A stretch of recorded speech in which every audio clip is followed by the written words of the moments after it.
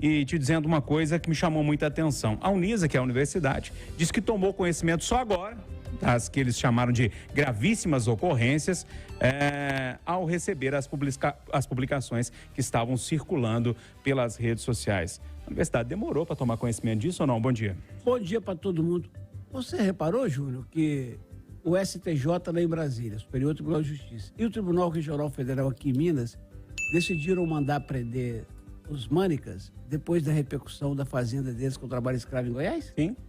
É o caso. Nós estamos num tempo em que as pessoas agem mediante a provocação midiática e das redes sociais. Agora, eu tenho uma filha que se formou 13 anos atrás em medicina e outra que está no 9º período. E na conversa diária, nas experiências que as duas me passam, eu percebo que também aí, no campo da medicina, em vez de melhorarmos, pioramos depois da pandemia. Que é uma coisa impressionante. Todos nós achávamos que a gente ia sair melhor da pandemia, né? Falou, pô, gente, a gente privado de tudo, de poder ir à rua, de mostrar o carro novo, de mostrar a joia rara, nós vamos melhorar. Que nada.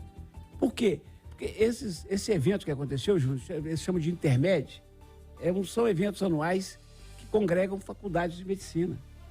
Então, eu lembro demais das experiências da Fernanda, que eram assim, de muito sexo, que ela contava, de muito sexo e muita bagunça. De certa forma, própria da juventude. Já a Sara, essa que está no 9º período agora, ela narra experiências de provocações, mas provocações agressivas. Tipo, eu saio daqui para ir para Uberaba. O último foi Uberaba. Eles vão para lá. A turma do UFMG grita, eu sei, eu sou bom, eu passei, você não passou. A turma da Faculdade de Medicina grita, eu tenho dinheiro, papai paga e joga dinheiro nos outros, sabe? Desse nível. Que isso? Desse nível. E, para não me alongar muito, se você for ao Google, porque eu fiz essa experiência agora, você, ouvinte Tatiana, vai ao Google e digita assim, suicídio entre alunos de aparece medicina. E os índices são os mais graves entre os graves problemas de suicídio que nós temos nesse país, que precisava levar mais a sério esse mês de setembro amarelo. Outro dia nós temos aqui na Itatiaia, são 39 suicídios todo dia no Brasil. E o nosso Fabiano Frati fez agora em julho, um levantamento para mim, de que o número de suicídios e tentativas é superior ao número de homicídios e tentativas registrados no primeiro semestre desse ano. Olha para você ver a gravidade. Então eu estou misturando saúde mental e pouca vergonha dos meninos para dizer o seguinte, é uma vitamina, sabe? É uma salada que mistura saúde mental, neném de papai, porque lá não tem nenhum desses que é trabalhador que paga o custo de 10 conto, não. É papai que paga, eles não sabem nem o valor disso. Má educação, falta de controle, né? Falta de controle absoluto. E o melhor exemplo é a universidade, que descobriu em setembro o fato dessa gravidade que aconteceu em abril. Ô Rita Mundim, Eduardo começou a falar aqui dos futuros médicos e me veio uma questão aqui meio existencial, talvez, na minha cabeça. Essa turma aí que vai atender a gente logo ali, Rita, nos consultórios, nos hospitais. Bom dia. Bom dia, Júnior. Bom dia a todos. Nós não estamos falando de médicos, não. Nós estamos falando dessa juventude que está aí, que tem uma ausência de valores. Nós estamos falando dos valores de uma sociedade.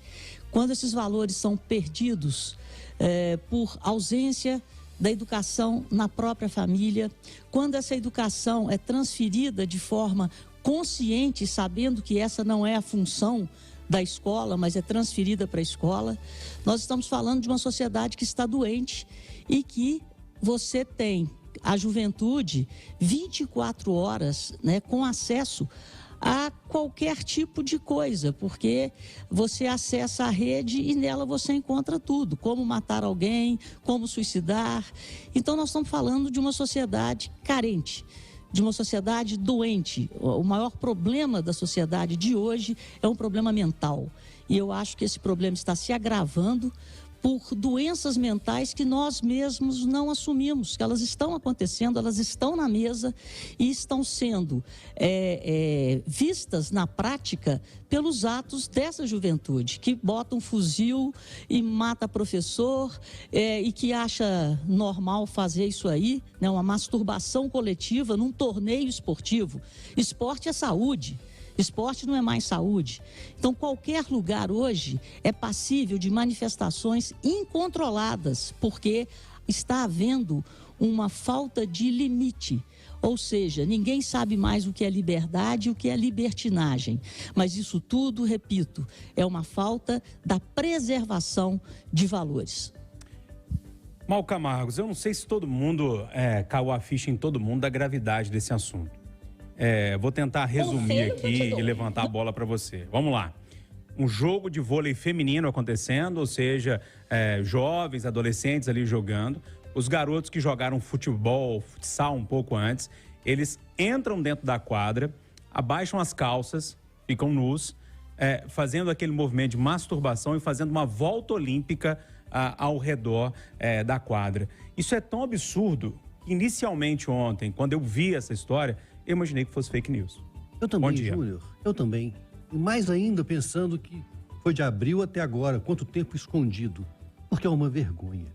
Tentaram esconder essa vergonha, esse misoginismo, esse desprezo pelas mulheres, esse desprezo pelos outros, esses homens que se acham imbrocháveis, que mostram a sua genitália para outras pessoas para mostrar a sua virilidade.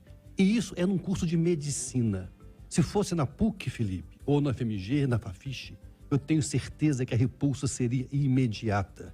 Isso acontece em algumas universidades privadas, que não têm compromisso com a educação, não tem compromisso com o futuro respeito do médico com a sua profissão, não tem compromisso com a ética. São universidades que querem o dinheiro acima de tudo. E isso traz essas consequências. Médicos chegam ao mercado com essa mentalidade. Médicos que um dia vai atender a mim, a minha filha, a filha de um ouvinte numa cama de um hospital. E isso não é admissível. Precisamos mudar, sim, a qualidade de educação no Brasil para que isso não se repita. Ô, Júnior. Oi, Rita. Eu acho muito perigosa essa fala do Malcolm. Você não pode colocar no privado a culpa da falta de valores de toda uma sociedade. Vamos lá, Rita. Não é a gestão privada de uma universidade, de um centro de ensino, que torna os seus alunos mais ou menos sem valores. Não venha com essa placa, Malco, de PUC e de UFMG. A PUC por quê? Porque é católica ou porque você é professor lá? Não, Rita. Eu acho que isso é generalizado. Muito cuidado com sua fala.